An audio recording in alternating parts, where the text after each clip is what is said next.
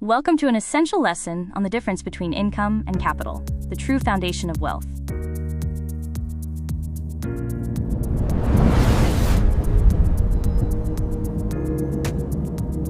Most people chase income, while institutions focus on building capital.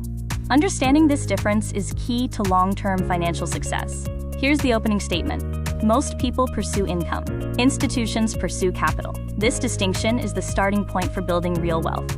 Let's start by defining income. It is the money received, usually from work or investments, but its nature limits wealth creation.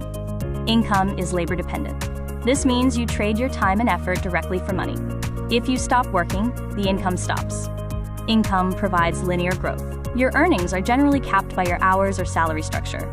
Growth is steady, but not exponential. Finally, income is typically tax exposed. It's often taxed at the highest rates because it's considered ordinary income. Now let's define capital. Capital is wealth in the form of assets or financial holdings, valued for its ability to generate more wealth. Capital is asset-backed. It's tied to things you own, such as real estate, stocks, or a business, which generate returns passively.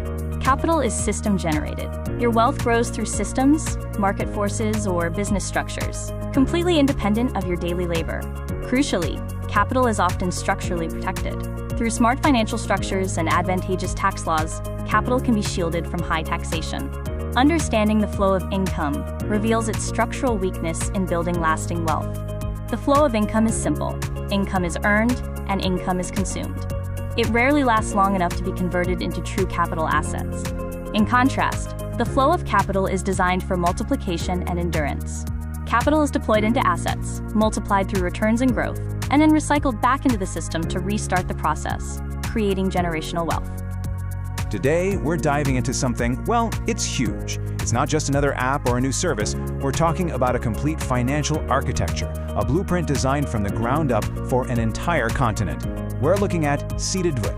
Let's get right into it. So this is really the central question, isn't it? How do you even begin to do something like that? It's an absolutely massive challenge, and it's going to take way more than just tech. It requires a totally new way of thinking about finance, about education, and about trust, all on a continental scale. Okay, so before you can build anything new, you've got to understand the ground you're building on. And when it comes to Africa's financial landscape, well, the ground is incredibly complex. It's fragmented. And man, this slide really just lays out the scale of that challenge. You're talking about dozens of different currencies. Huge parts of the population don't have access to regular banking.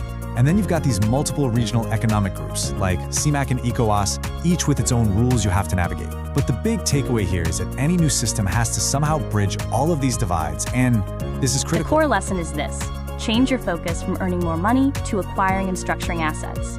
Remember this closing doctrine: wealth is not earned, it is structured. Thank you for joining this insightful analysis. This has been SEATEDWIT, the ground of intelligence.